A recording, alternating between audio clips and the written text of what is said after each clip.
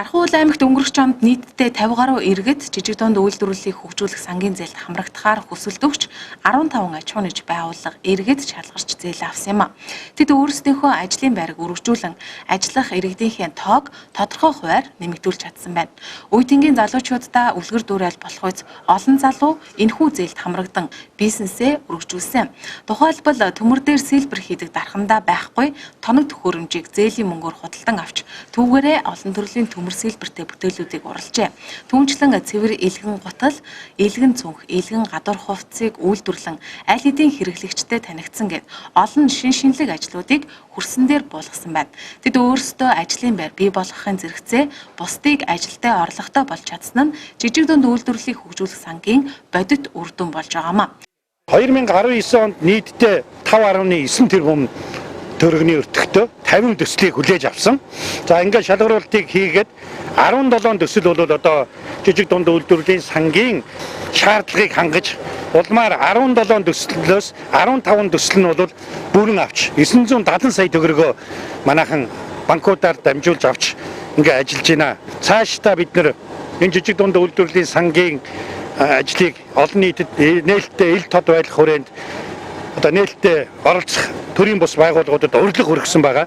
Энэ урилгыг одоо төрийн бус байгууллагууд хүлээж авч оролцооч. Энэ онд аймагуудад хуваар ирсэн 1 тэрбум төгрөг манай аймагт хуваарлагдаж ирсэн байгаа. Тийм учраас энэ 1 тэрбумын төгрөгийн одоо жижиг дунд үйлдвэрлэлийг дэмжих сангийн шалгаруултыг аймгийн засаг даргын орлогчоор ахлуулсан ажлын хэсэг гарч төрийн бус 4 байгууллагатай хамтраад ингээд шалгаруулах учраас 20 оны материалуудыг 5 сарын 19-ний өдрийг хүртэл авч байгааг одоо ташрамд дуулгая. Жижиг дунд үйлдвэрлэлийг хөгжүүлэх сангийн зээлд нийтдээ 15 аж ахуй нэгж байгууллага иргэд шалгарч нийт шинээр 90 ажлын байрыг бий болгожээ. Жижиг дунд үйлдвэрлэлийг дэмжих сангаас 50 сая төгрөгийн санхүүжилт аваад тоног төхөөрөмжөөр нэмэгдүүлээд ажлын байрыг хуучин 2 байсныг одоо 2-оор нэмэгдүүлээд нийтдээ 4 болгосон. Манай компани үйл ажиллагаа нь бол ерөнхийдөө барилгын төмөр хийц, металл хийц тал руугаа чиглэсэн байгаа. Нийтдээ одоо барилгын алчуур атаагч, шатны бариул, одоо бусад хаяг, одоо өөр ярих юм бол машины тоноглол зэрэг янз бүрийн төмрөөр хийж болох юмнуудыг үйлдвэрлэж өөрсдийн гараар үйлдвэрлэж байгаа. Жижиг дунд зээлээс 100 сая төгрөгийн зээл хүсээд 50 сая төгрөг олгогдсон.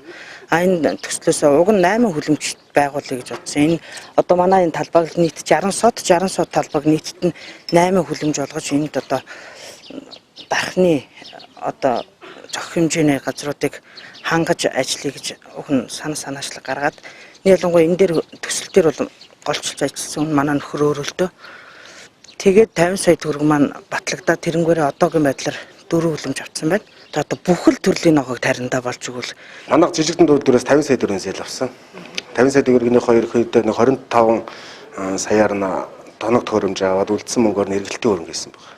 Тэгээд ерөнхийдөө хүчин шаардлууд ерөнхийдөө 30% нэмэгдсэн гэж хэлж болно. Ер нь бол чанар л сайжирч байгаа. Тэгэхээр тоног төхөөрөмжийг авснараа гутын чанар хэлбэр төс тэгээд хийц загвар гэвэл бүх юм сайжирч байгаа л да.